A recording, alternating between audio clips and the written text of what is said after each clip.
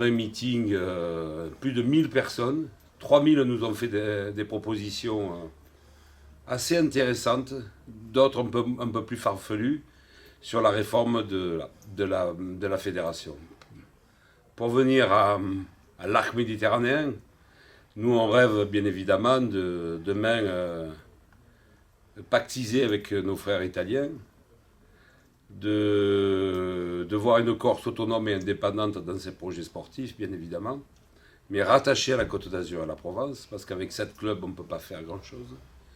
Et que nous, maintenant, à 187 clubs avec la Corse, on peut faire des choses fantastiques pour les continentaux, à y venir régulièrement, mais aussi à recevoir toutes les équipes de Corse. Et je disais, la plus belle des surprises, c'est y compris les moins de 14. Donc concrètement, qu'est-ce qui se passe à partir d'aujourd'hui? Et le comité territorial de Corse absorbe ces 2 départements. Il deviendra au 24 juin la première ligue corse de rugby, donc c'est important. C'est symbolique parce que l'insularité nous met aujourd'hui, et grâce à la CTC, en première ligne. Je pense qu'il faut saisir la balle au bon,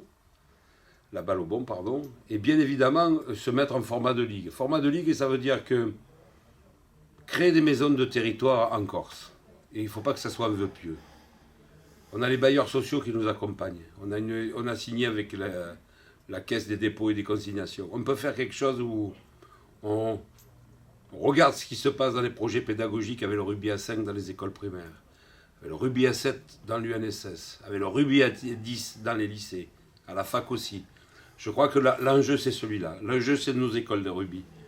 Les grands, ils viendront toujours jouer au rugby par passion.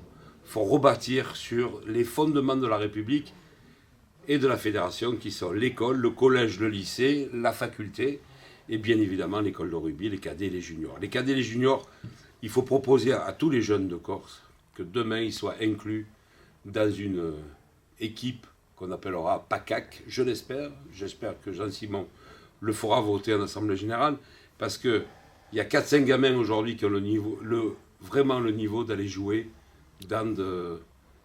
Je ne suis pas triste, moi, de voir que des gamins corses sont allés en Belgique ou en Italie. Au contraire, ça me réjouit.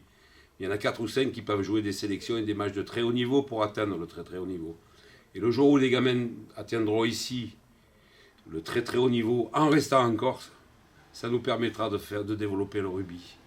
Et ici, c'est un territoire et une terre d'affrontement, de confrontement, de contact. Voilà, et c'est fait pour le rugby. La Corse tourne une page aujourd'hui? Oui, la Corse va tourner une page aujourd'hui, qui a bien été amorcée préalablement par l'équipe Bernard Laporte, à laquelle j'y ai participé aussi. Je suis très heureux de recevoir Henri. Il me l'avait promis d'ailleurs, parce que je suis rentré au comité directeur avec l'équipe de Bernard Laporte. Et Henri m'avait dit, nous allons t'aider, nous allons vous aider à passer en Ligue.